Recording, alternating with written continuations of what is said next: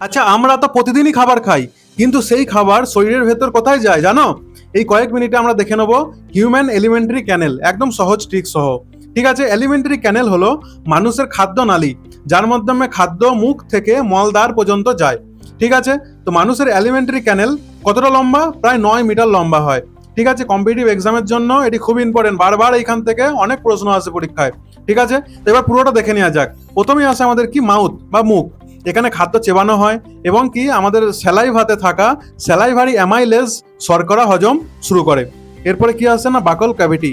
এখানে কি হয় না খাবার জিভের সাহায্যে গিলতে সুবিধা হয়। এরপরে কি আসে আমাদের ওসোফেগাস বা খাদ্য নালী।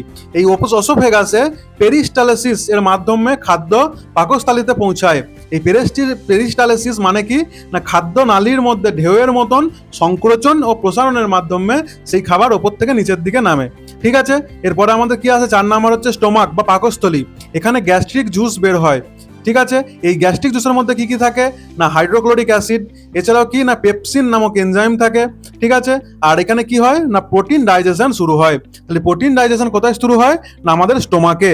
আচ্ছা, এরপর আমাদের কি আছে 5 নাম্বার আছে স্মল ইন্টেস্টাইন। এই স্মল ইন্টেস্টাইন কি ডাইজেশনের সব থেকে গুরুত্বপূর্ণ অংশ। এখানে লিভার থেকে বাইল জুস এবং প্যানক্রিয়াস থেকে প্যানক্রিয়াটিক জুস আসে। এইখানেই সম্পূর্ণ হজম ও অ্যাবসর্পশন হয়। স্মল ইন্টেস্টাইনের ভেতরে থাকে ভিল্লি, যা পুষ্টি শোষণ করে।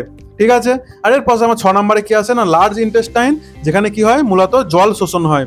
আর আমাদের 7 নাম্বার কি আছে রেকটাম ও অ্যানাস। ঠিক আছে, এখানে কি হয় বজ্র পদার্থ শরীর থেকে বের হয়ে যায়। ঠিক আছে, তা আমাদের মনে রাখতে হবে কি মনে রাখবে MOSSLRA। মানে কি প্রথমে আসে মাউথ, তারপরে আসে আমাদের কি ওসোফেগাস, তারপরে আসে স্টোমাক থেকে স্মল ইন্টেস্টাইন থেকে লার্জ ইন্টেস্টাইন, তারপর রেকটাম, তারপর অ্যানাস। ঠিক আছে, আচ্ছা কিন্তু ইম্পর্টেন্ট এমসিকিউ দেখে নেওয়া যাক। মানুষের শরীরের খাদ্য হজম সব থেকে বেশি কোথায় হয়? সঠিক উত্তর স্মল ইন্টেস্টাইন। আচ্ছা, প্রোটিন ডাইজেশন কোথায় শুরু হয়? সঠিক উত্তর হয়ে যাবে স্টোমাক। আচ্ছা, পেরিস্টালসিস কোথায় দেখা যায়? সঠিক উত্তর হয়ে যাবে ওসোফেগাস। ঠিক আছে, স্মল ইন্টেস্টাইন হলো হিউম্যান ডাইজেস্টিভ সিস্টেমের সব থেকে লংগেস্ট পার্ট। আমাদের কি না স্মল ইন্টেস্টাইন কি না এটা হয়ে যাবে আমাদের শরীরের যে আমাদের ডাইজেস্টিভ সিস্টেম আছে তার সব থেকে বড় পার্ট। আচ্ছা, এর পরের ভিডিওতে আমরা যে ডাইজেস্টিভ গ্ল্যান্ড এবং এনজাইমগুলো আছে সেগুলো নিয়ে আলোচনা করব। ভিডিওটি ভালো লাগলে লাইক করো, শেয়ার করো। Thank you.